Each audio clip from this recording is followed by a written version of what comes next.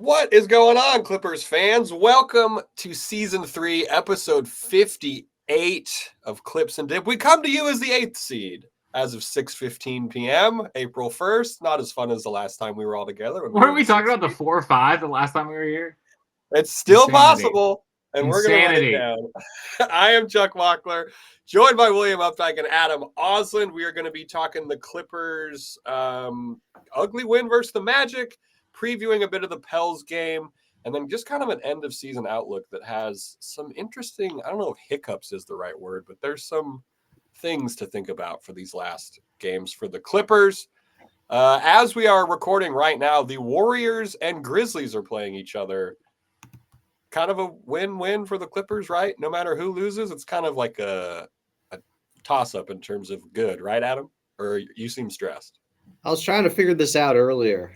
I think I want Memphis to lose because they're in a tailspin, and there is a real good chance they fall out of the top 6. Hence how the Clippers could get the 5. But I guess the other side of it is, the Golden State Warriors have been playing some good basketball. You might want to see them take a loss. But the Clippers get a chance to play them the final game of the season. They have a little bit more control. They don't play Memphis again. And I'd rather see Memphis just go, okay, you heard what Triple J said last night, right? It could be worse. We could be homeless. They're in a bad spot. Let's keep them there because they may feel like kick them while they're down. Put them in the play-in. It's feeling like it's inevitable right now. Okay. Will, do you care who loses, or do you want to kick them while they're down? Yeah, of course, always. Maximum sadness. If you would like to watch us, as I just read Adam's reaction as he was trying to figure out who he wants to win, you can find us at youtube.com/@ClippersPodcast. And if you're listening to us, just thank you. One quick thing, Adam, is that a new hat? No. I've been wearing this for like a year here. Oh, you have a lot of hats, metaphorically and literally. Probably why it looks so new. Check the video section. I'm wearing this like every other Clips and Dip video. Yeah, he's wearing this kind of a lot. What are you talking about, Charles? I thought it was new. This is probably a hat that's closer to being burned because I've worn it out. I need a new one. Damn. It's a beautiful hat. I would get the same one. Okay, see, so not crazy for me to think it's a new one if it's a guy who's rebuying the same hats. I have a closet of these hats. So the big game this week, though, is Timberwolves Nuggets in terms of Clippers seeding, right? We want the Timberwolves to lose that game. Definitely. Definitely? Why would it not be definitely? Oh, explain the logic. The Clippers got an ugly win versus the Magic to end March, which was great because March went pretty good for the Clippers. It's their best offensive month of the year, 96-87. Charles, what are you grading this March as the resident March head? Ooh, what did they go? 11-5, 10-5, double, something like that? I'm going A. Everyone was healthy for the most part. They played well. They showed up. The Prove It trip or stretch, they went 3-1. Pretty happy with it. Adam, where are you going? Pretty good March. Pretty good. I don't know if you can expect much more than what they were able to pull off. Yeah, all things considered, it was only 16 games though, so I don't know if I can go A because it wasn't 17 now. Maybe B plus. I'm going B plus, but because it was very good, I think they can do better. Okay, hell yeah, I'll take that. I'm not going to teach. Just want the best. I just want the best. This is on you guys. I've given you the tools. Yeah, that was a nice. I don't know, because the Magic are consistently annoying for the Clippers for whatever reason, and it was annoying to begin with because the Magic had an infinite number of free throws. But Adam, you tweeted a thing that I thought was incredibly on point. Zoo was the only one who could make a field goal in like the first quarter or something like that. I think he went 4 for 4. And that's the exact kind of thing the Clippers needed from him in a slow, ugly game like that. Yeah, it was ugly in some ways, but that's how a lot of playoff games go. You run up against teams with good defenses. Every possession's more meaningful out there. I think that was a great test for them because the Magic are way better than their record. Their record Oh, is yeah. because Banchero and Wagner have both combined to miss like 50 games this season. So Which they is have the the curse second of the best Magic. defense. The Clippers had the third. The Clippers looked like they had the better defense by the end of that ball game. And they executed well. And Kawhi fighting through a bad shooting game like that against really good defense and still getting big buckets to go late in the fourth when he had to. I thought that was an awesome win.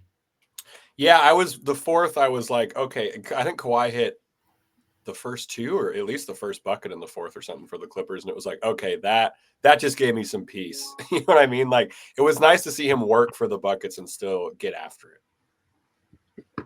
Yeah, he had the fadeaway on Franz. He had the little baseline floater out there to start things. And then he kind of had the closing bucket where Zoo found him for that transition dunk that pretty much sealed the game. But the reason, you want Kawhi to be your number one option over anybody else is because he has more shots that are unguardable in his bag. It's difficult. Like when Kawhi misses shots and the way he was missing, some of it was Orlando, some he was just missing shots, but typically he makes such high degree of difficulty shots. It doesn't matter if you're there. Like it's not about the defender. It's about Kawhi because he's taking these fall away fadeaways that he just happens to hit because of all the work he's put in the last 15 years at a high rate. Yeah, it's usually just like, oh, he's missing short. It's like, oh, his legs are tired or something like that. I feel like is the usual. No arc. No arc. Yeah, fuck yes. One thing I was looking at the defensive numbers, and they're kind of wonky, obviously, for the matchup stuff. Banchero shot 34% from the floor. Harden was credited with guarding him for 5 minutes, which is like the overwhelming majority. I think the second place was like 1 minute and 11 seconds or something. He held him to 1 and 6. So like that, obviously I'm not saying Harden's some kind of giant wing stopper, but seeing that defensive effort this late in the season has to be exciting for some people, right? Like obviously Dunn's going to be out there. You didn't like it? That matchup data is crap because a couple times what that is telling you is Harden was closest. He had 11 points in the first quarter. He was getting by him so far that Harden was no longer the closest defender to him. Because they matchup hunted and he got by him a few different times. I was like, I don't know if this is sustainable, guys. Like, we might have to get Harden off of him. But it was. I do not think the film will tell you he went 1 of 6 if you watch the film versus the matchup data. I'm going on the numbers. It says 1 of 6. All I can do. When he was closest to him, yes, he was 1 of 6. But the point is, all I can say, the further he gets away is because Harden couldn't guard him. And they were taking a lot of threes to start that game. The Magic were. It was very weird because they take the fewest and I think make the fewest. So I was kind of happy with that strategy from them in the beginning. Because they're not a very good offense. That's where they struggle. When they hit shots is when you're in trouble because their defense is pretty much there every night. So the Clippers defense, they looked awesome. And it looked like there was a lot of urgency out there. Kawhi came back in the end of the first quarter. Like how often? We haven't seen that once this season. I can tell you how often. We haven't seen that once. Eubanks got pulled because he had a really bad possession, and Coach Lou said, enough, I'm bringing Kawhi back in. Yeah, I like that. Will, do you think the new wrinkle in the playoffs, do you think that was just a Ben Simmons thing, not being available? Or do you think we're going to see Kawhi? I don't think Eubanks is in the rotation, so. Right. Unless something crazy happens. So, yes, I do think we'll see that more in the playoffs. Yeah, it was. I was bummed that Simmons couldn't play just because I wanted to see the full playoff rotation against the defense like the Magic, even though it's not like their full strength. I want Ben Simmons to have more time with the Clippers. On the 3-point shooting thing too, I wonder now if on the scouting report when you're playing the Clippers, you just write down season best 3-point shooting percentage ? And you just try it because odds are pretty good. Yeah, it's a check yes or no. They ask everyone before the game. Yeah, Harden had 7 steals. I think Rousseau, our favorite French-Canadian reporter, Justin Rousseau, tweeted out, this was the 3rd time this year the Clippers as a team had at least 12 steals. That's or nuts. something like that. And Yeah, it's pretty incredible. And Harden deserves a ton of credit for that because later in the game, when Banchero blew by him, he recovered and got the strip as he was going up, and Banchero lost it off of his knee because Harden got the deflection there. Like, he's got quick hands. You can say what you want about his defense, but James Harden, he's led the league in steals before, so it's something. It's not nothing. I think the book. I think the NBA stat keepers must have given Banchero a missed field goal and Harden a steal for that stat to help him boost those matchup numbers. They were helping him cook the books a little bit. They definitely gave him an extra steal because at first it was 6, and they later reviewed it and gave him the 7. See, I'm glad they're doing the good work down there. The Clippers go from playing a really good defense in the Magic to a team that has given up. And I don't know if that's too fine a point on it, but the Pelicans have given up. There's no CJ or Zion for the rest of the season. I don't know, Will. How are you feeling about this game against the fledgling what's left of the Pelicans? It's just another. It's like the Nets. This is a game where you gotta take care of business. You gotta get a good professional win, and hopefully get some rest for key rotation guys and get the hell out of there. Get the hell out of there. It's punch in, punch out stuff. Like I'm not saying to take the Pelicans lightly. I'm saying kind of the opposite. Like, take care of business like you should early. Clock out, man. Clock out. Company time. We lost by 7 earlier this month. To them, there was no Norm or Ben Simmons, but they didn't have Brandon Boston Jr., so it could have been a lot worse than a 7-point loss. Adam, this is a professional win scenario. This is the respectfully disrespectful professional win. Hell of a team over there, though. It's not just a professional win. It is a must win. If you don't beat this Pelicans team, that was the game. The last time they played them, did they blow, was it a 13-point lead in the fourth or something like that? Pels shot ungodly from 3, of course. It was during a great stretch from the Clippers, and they had one loss. It was to the Pelicans, who shot like 50% from the field. And I think they also came back on them. Yeah, you have to win this game. If you want to be out of the play-in, you have to win this game. You can't afford to trip up with them shutting down Zion and CJ.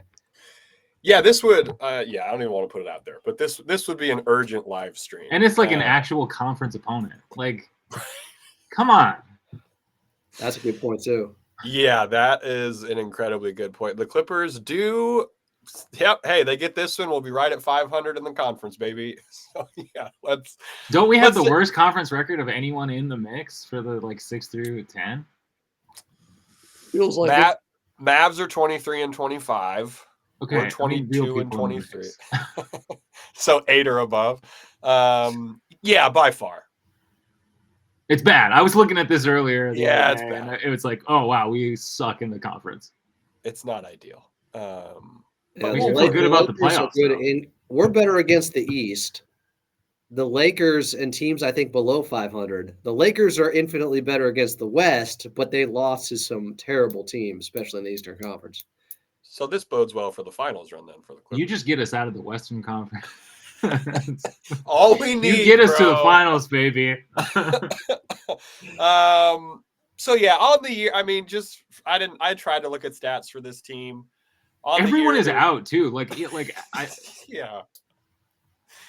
They're bottom 5 in offensive rating, defensive rating, net rating. They just beat the Hornets, which I don't know if that tells us anything.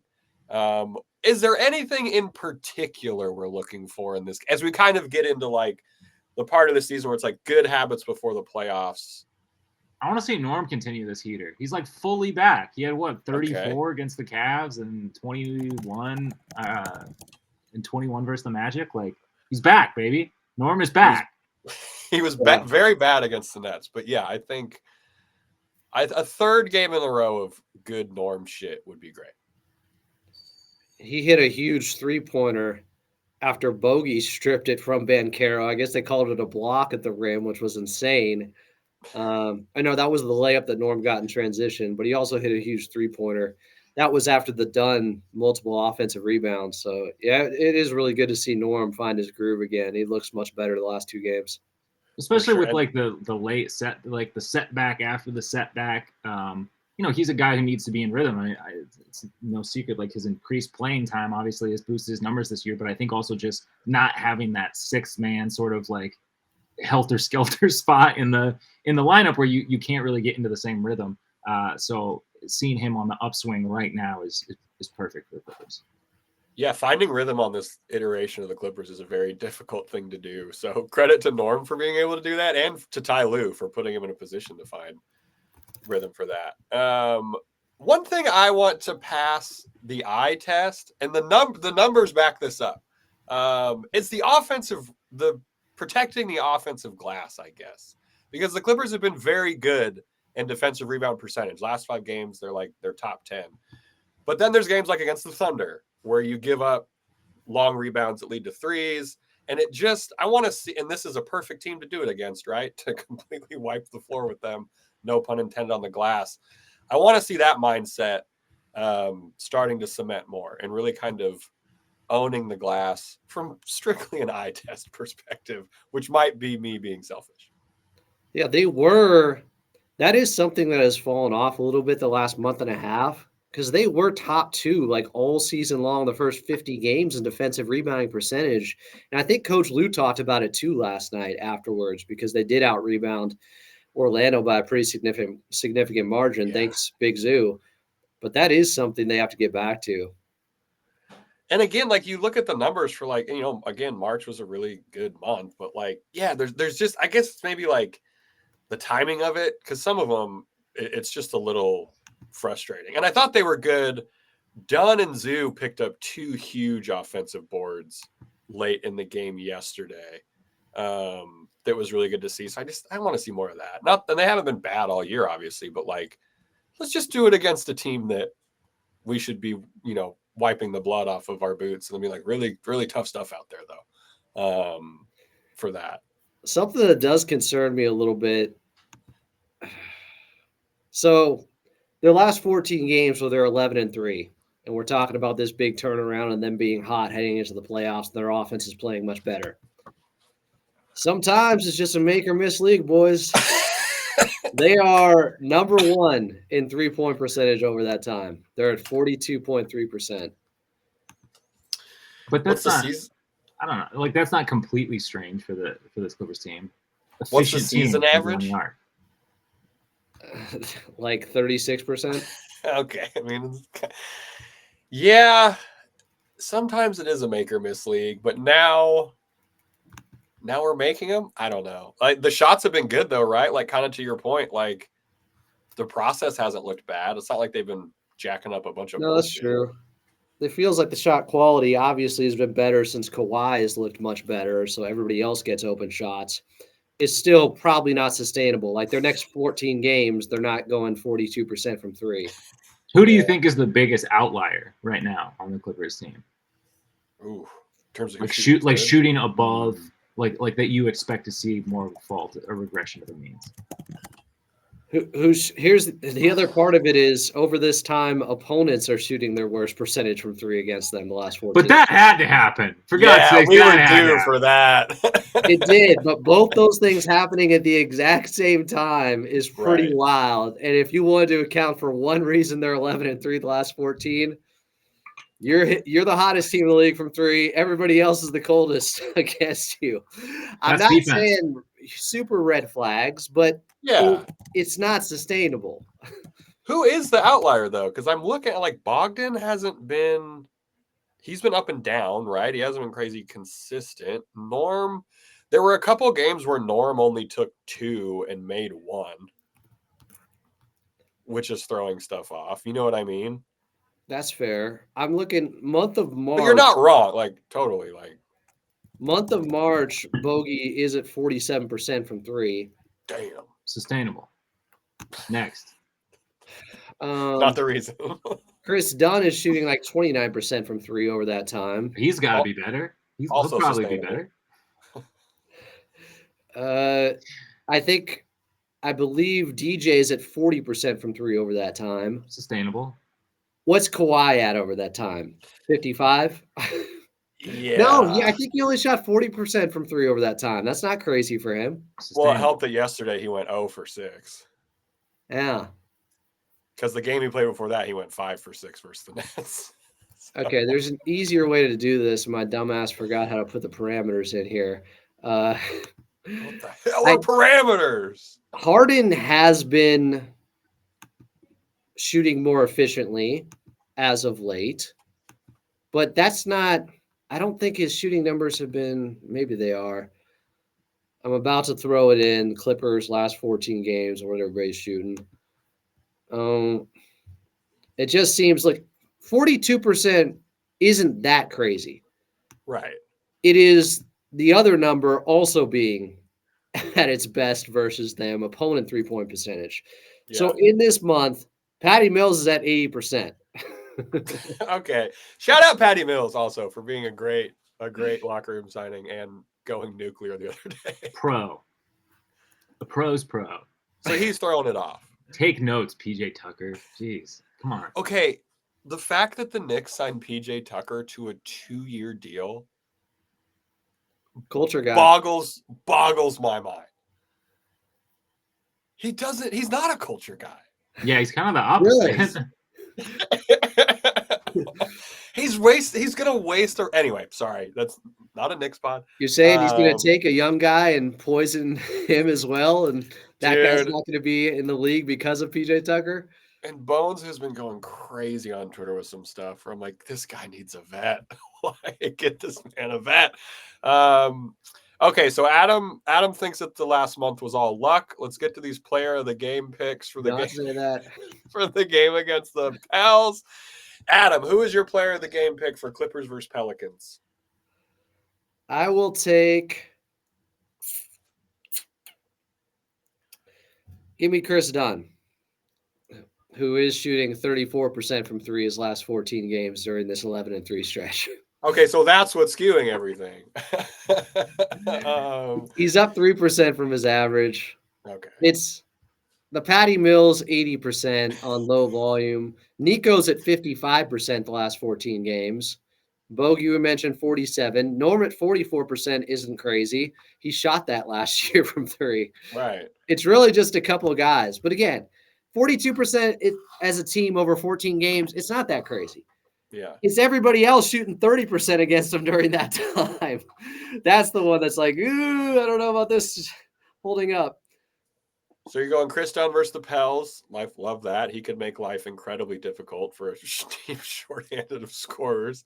Will, who are you going with? Player of the game versus the damn Pels. What's the Simmons status? Do we know? He's good to go, just no back-to-backs? Yeah, no one's on the report. Amir Coffey's out, and I believe Jordan Miller's out too.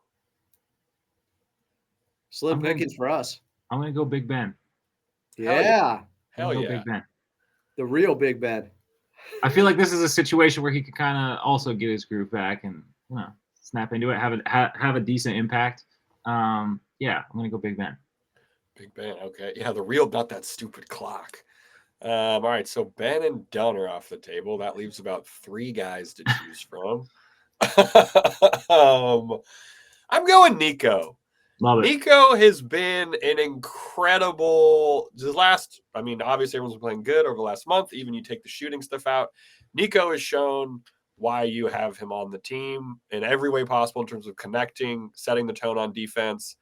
I'm excited for his playoff minutes. We're going to talk about a lineup with him later, but I want Nico to be really good in this game. And that could also mean that he only puts up like 4 points and 4 boards, but he's like, I think he'll show more than that. He has to perform well in the U.S.'s most French city. Okay, yeah, I like that for sure. And he'll be like a plus 25 in some like a 13-point win or something like that. And we'll be like, oh shit, Nico was killing it. And he'll have more wonky matchup data I can reference for the next time we're all together to make Adam upset. It's amazing how you can put him in any lineup and he ends up with a positive plus minus most of the time. Dude, it's crazy. He's so good. All right, that about wraps it up. Let us know what you think is going to happen with Clippers versus Pels. Also, let us know what you think the punishment should be for not picking the correct player of the game. We've gotten some people. Wait, so 2 people are going to get punished every time? I don't know. This is why I'm asking the masses. The people saying there needs to be more on the line for the player of the game? Tell us what it is. Or should we just open up the stakes to every player? That's too easy, okay? We're doing it for the people in the back. The back of the rotation specifically. All right. One guy said whoever has the worst pick loses hat privileges. Like forever? Okay. Yeah, you can never wear a hat again. I'm not mad at the hat one. Hat privileges is funny. That's a good one. All right. Coming up, hat privileges is a good one. Or how about this? You have to wear a backwards hat. Yeah. Like Colin Coward? No forwards hats. Yeah. All right. Coming up, we're just talking the end of season outlook, some standing stuff, and then just some what are we watching for? If you're listening, there's going to be a quick audio break. If you're watching us at youtube.com/@ClippersPodcast, we're still going to be here. So we're talking rest of season outlook coming up in 3, 2, 1. All right. Welcome back into Clips and Dip. We just talked about the Clippers road trip. Now we're looking ahead to the rest of the season. Where do we want to start here? We already talked about this Pels game. You want to look at the Western Conference opponents? We got the Mavs, Spurs, Kings, Warriors, all coming up here. I don't feel as good about the 2 games against the Mavs anymore, guys. Really? They lost last night, but they're like 4-1 with Anthony Davis. He probably only plays in one of them. But they have it's a back-to-back also. Better. And yeah, it's a back-to-back, even though it's back-to-back at Intuit Dome, kind of weird. They should be in the play-in now because Phoenix is in Cancun. Right. I don't know if you guys remember this in geography, but Phoenix is actually in Cancun. Those guys do not want to be in the play-in. It is remarkable. They lost 3 straight? KD gets hurt. They've lost miserably, not just lost. The fact that the Clippers blew that 23-point lead against them, that gave them renewed life just for them to hang on a little bit longer before they totally gave in. But yeah. They're already talking about Kevin Durant and trading him this summer. It's a given that he's already gone. What are we doing here? They're in a bad spot. So do you think, because Kawhi is not playing one of the Mavs games, the Clippers still have 2 back-to-backs, which is insane. Do you think we split against the Mavs? I just think it's more of a possibility they split now because AD's back and they actually are playing for something. It looks like they're going to be in the play-in. Yeah. Split against the Mavs would not feel great. I know they've been playing better, but imagine missing the playoffs after you trade your franchise player too. I'm sure there's a push coming. I'm sure there's some pressure from up above to perform well and at least make the play-in. There was no reason for Anthony Davis to come back outside of making the play-in. Shut him down. Why are you even trying this year? Again, you cannot miss the playoffs after trading away your franchise player for an older, more injury-prone player. I'm so sorry. People are getting kicked out of the stadium for saying fire Nico. Imagine what's going to happen if they don't even make the playoffs. Yeah, I forgot they were kicking people out for that. What a soft organization. It's wild, man. I hate that. People were legitimately upset over something they should be upset about. Did Donald Sterling ever kick people out for yelling about him? Probably. Right. It's not even like it was a margin move. It was an objectively horrible idea. Yes, all right. So we got that back-to-back.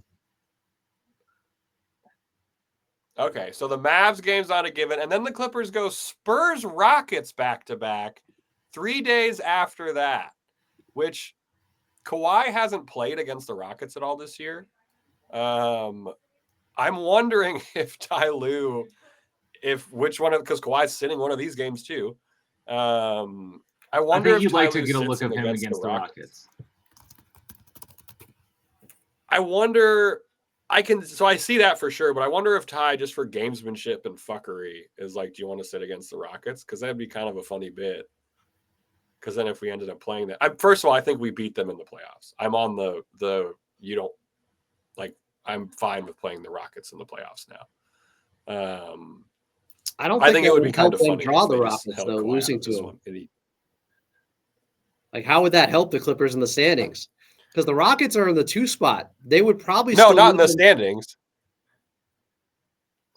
I don't get the game. I'm talking about like later in the playoffs when we matched up with them. Oh, later. Because they haven't played Kawhi all year, and then we'd play him. Yeah. After the first round. Okay. I thought we were still talking about matching up against them in a series in the first round. Yeah, I think they need to win that game. Yeah, that's fair. I don't think it's a time for gamesmanship.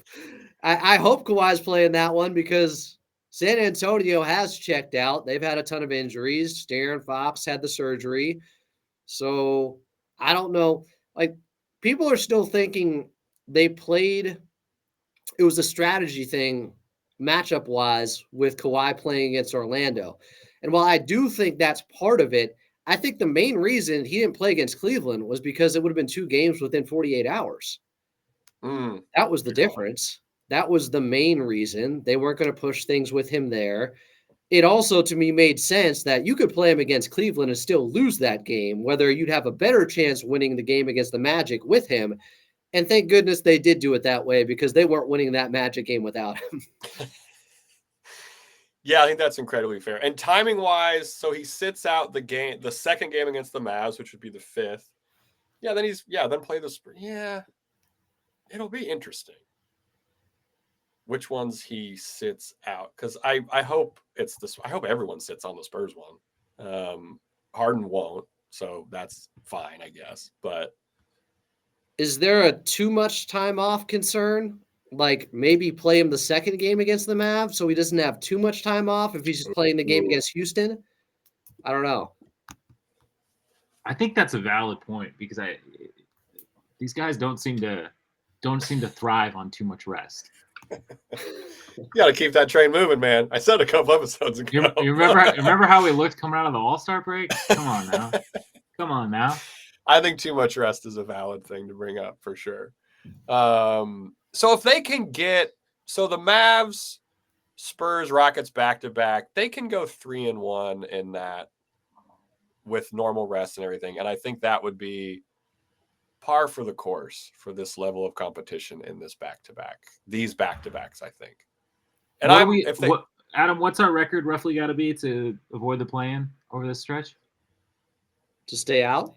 Yeah, to stay out of the play-in. It depends on what Golden State does and Memphis if they keep sliding. But I think Chuck's right. I think they got to go at least 3-1 over these next 4 games. Yeah, because then the next 2, the final 2, are Kings on 4-11, and then Warriors on 4-13, the last game of the season, which I believe is at 12:30 p.m. for some godforsaken reason. I think it might be at Intuit too. No, it's up north.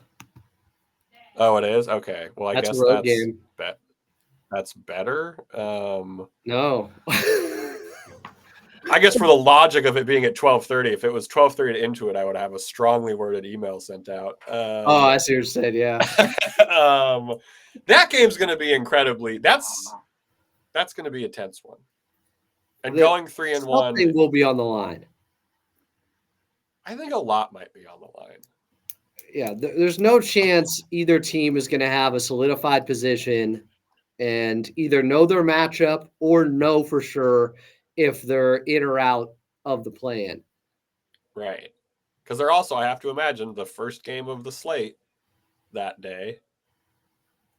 Right? Like, it's not like they can be scoreboard. You know what I mean? You play the last game of the season, last day of the season. To like hunt your matchup. You can see a little bit, you know. Usually they do that, though. They have a bunch of games going at the same time. Yeah. So there's no, foolery. Bullshit. That's going to be incredibly stressful. So because Kawhi's going to miss 2, Simmons is going to miss 2 as well, right? Because he's not doing back-to-backs. There was talk at one point, like a month ago, that maybe they adjust that with Ben Simmons at some point, but they haven't updated us. And didn't he get hurt? He just missed all that time. I don't think that's getting updated by the end of the season. It was before, I think, the knee injury. Yeah. Which we still – are there any specifics on that? Yeah, he hurt his knee. Cool. He took it was against the Lakers in that first game, I think, of that weekend. Mm. And he took a knee and got hurt that way, and his knee swelled up a little bit. It was soft tissue, but his knee swelled up a little bit. Well, let's hope that doesn't happen again. Likely thing for knees to do. That is very true. One thing, I know we just talked about things we're watching for in the Pels game. There's been some discourse of people wondering why Dunn is starting over Derrick Jones Jr. Justin Rousseau had some content on this. Adam, you were talking about this earlier today. And people post the 5-man lineup with Derrick Jones Jr. instead of Chris Dunn is X amount better than the 5-person lineup with Dunn in it.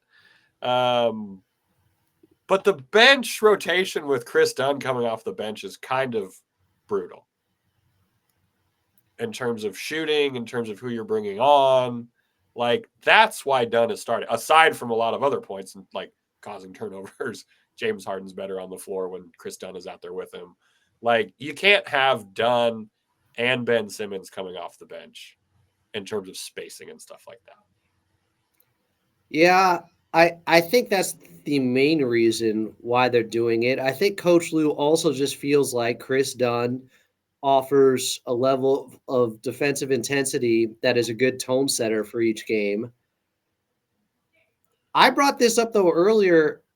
I think there's a fix for this if they wanted to start DJ. Like, DJ can play the first 5 minutes. Like, in the game against Orlando, Dunn was started the first 5 minutes. Then he came out for DJ. If DJ starts the first 5 minutes and Dunn comes in, DJ can then start the second quarter still with that lineup that we've liked as of late. Give him the old Gortat start. 5 minutes ain't nothing. Ain't chump change. Oh, and he'll play more. Yeah, it's not like Gortat would play 5 minutes and put on the warm-ups. I get the gripe when you look at the lineup data. It's significant, the difference. And the minutes of both these lineups have played with the 4 guys versus Dunn versus DJ, it's almost identical. It's within 6 minutes. They've gotten 6 more minutes with DJ next to Kawhi, next to Norm, Harden, and Zoo. So it's a decent little side-by-side parallel you can do. Now, what we don't know is, and I haven't seen anyone post anything about who they played when DJ was in the lineup with these guys, who they played with Chris Dunn, because you get a couple of crazy games or DJ had the cream puff team to go against, and that could skew the numbers versus Dunn going against OKC or something. Yeah, that's a good call. And we've talked ourselves. I just feel like, since this like sort of rotating thing was announced before it was kind of solidified, I feel like we've successfully talked ourselves both ways. 100%. Like you could go back and look through the episodes. We've contradicted ourselves. We've definitely said one over the other. So I think I definitely understand why there is like fans wanting one over the other. But I think if you're thinking critically about it, you can probably see the argument that the coaching staff is making as well. And this is just, like it or not, man, this is a guard sort of oriented team.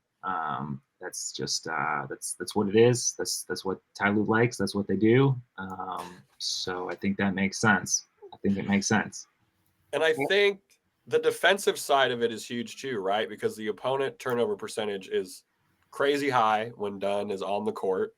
And for a team that's sat back and really used their defense this year when the offense was figuring it out, I think the coaching staff likes the idea of we can cause these turnovers, we can get some of these easier buckets and stuff like that.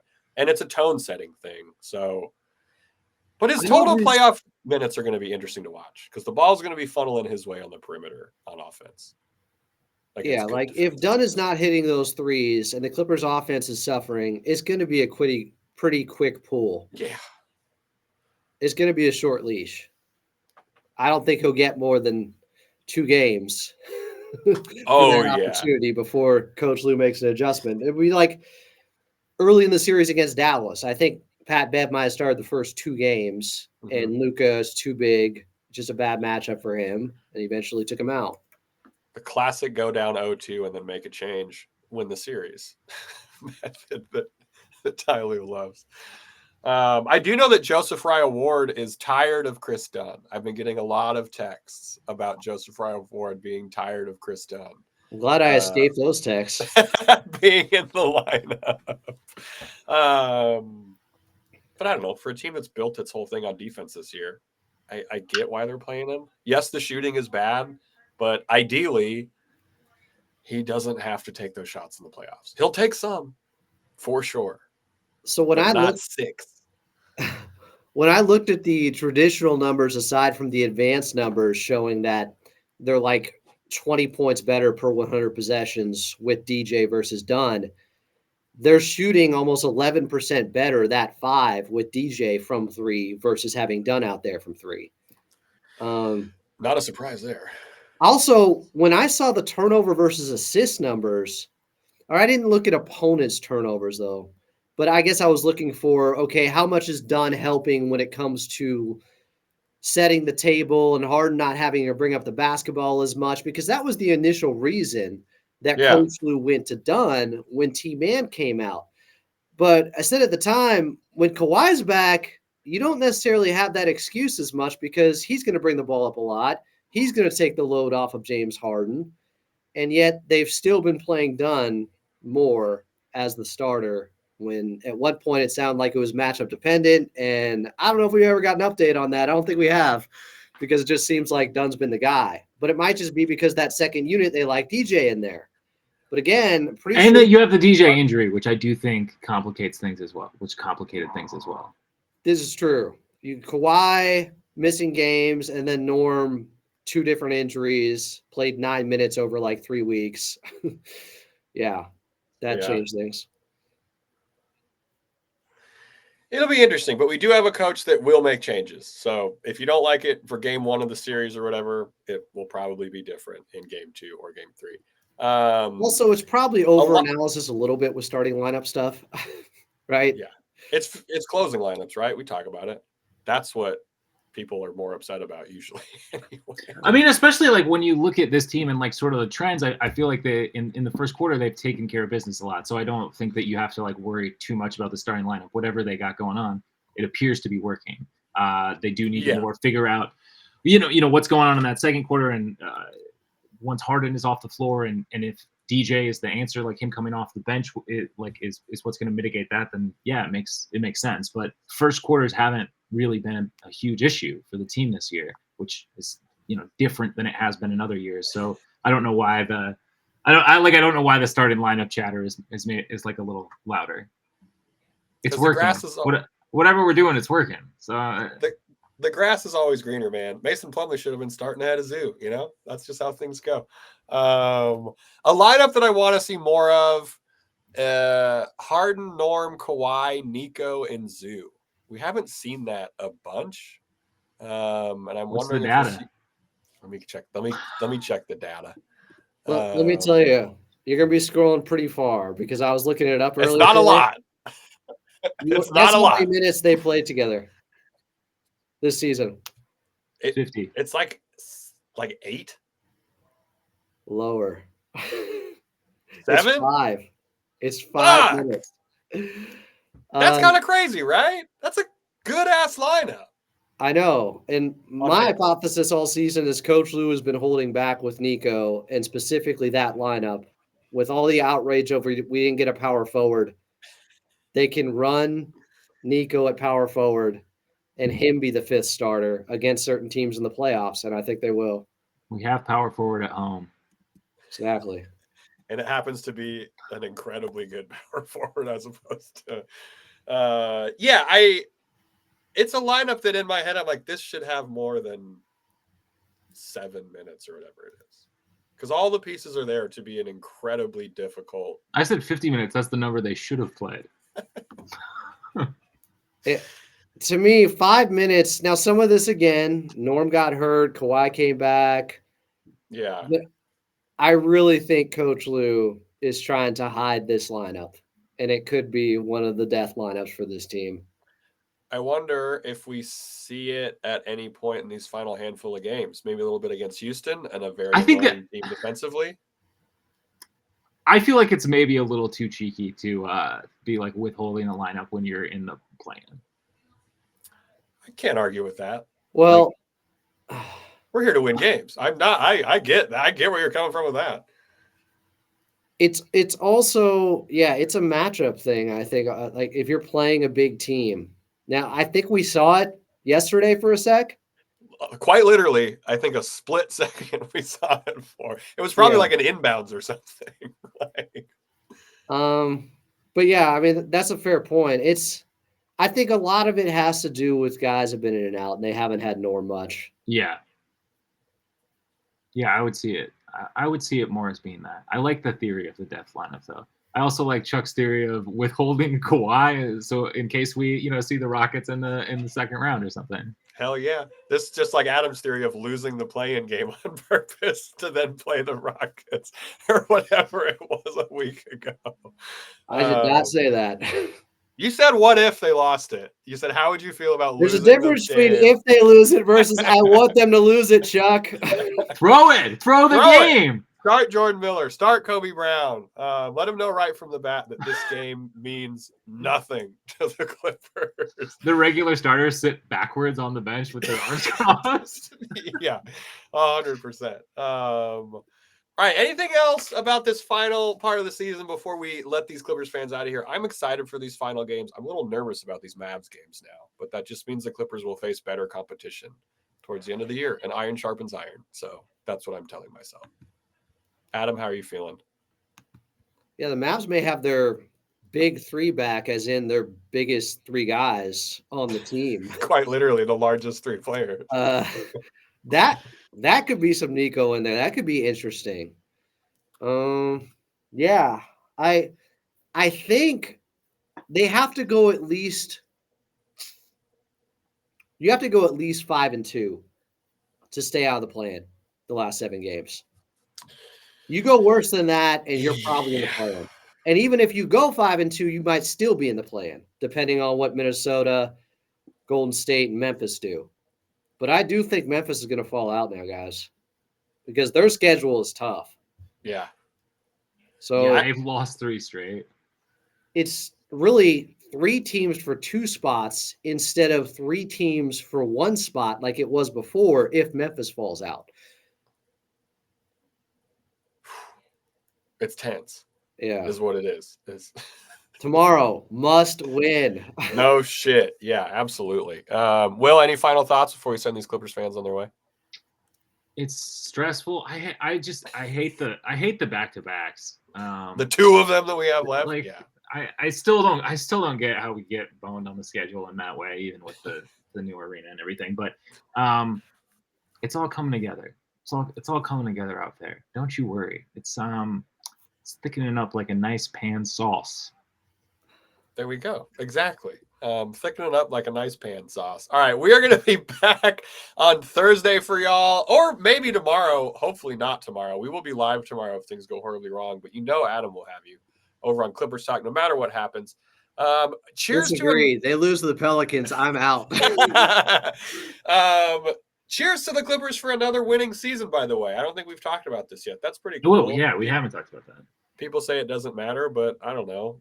How could it not matter? Go over there then. Yeah. That's asinine. Yeah. I actually don't care if my team's good. Like, would it be better if we had won a championship in one of those years? Of course. But yeah, I would trade for sure. But this is our year, as some have said. Lucky 14. Many people are saying. Lucky 14, baby. Will, where can these people review this podcast and really get into the thick of it now that the season is ramping up for some who've decided to check in once April starts? Yeah. You could go all the way back and follow the trials and the tribulations of this entire season wherever you get your podcasts. If you happen to listen over on Apple Podcasts or Spotify, go ahead, leave us a little rating and review. You leave comments now on Spotify. I'll start checking those. I know I bring it up, but I haven't checked them. So something I'll get to work on. The best way to check out the show is over on youtube.com. That's at Clippers Podcast. But yeah, however you listen, however you watch, we appreciate you. We very much do. And Adam, one positive thing to send these Clippers fans out midweek on? You know, Kawhi said at one point that it's not going to be the same like it was before because he came in so late to this season and these guys have earned it, and he's not going to try to make them fit in around him. He'll fit in around them, basically. But if you look at a lot of the shot charts going on, and like last game where possessions were at a premium against Orlando, well, Kawhi got up 22 shots. Harden got up 19. You're starting to see the pecking order just work itself out naturally. In a game that big, that tight, where Kawhi was struggling and still continued to put him up, I thought that was a really good sign that this is your number one option. They still only go as far as Kawhi takes them. And when the chips are down, they're going to rely on Kawhi. And that's, I think, the best recipe for success with this team if they want to reach their highest ceiling. There we go. And here's to a professional win with a great Kawhi showing tomorrow against the Pels. Thank you, everyone who listened. Shout out Eric Bui for also doing the nesting doll centers drawing. That was great. Thank you for that. That was all right. We'll be back with y'all on Thursday. And as always, let's go Clips.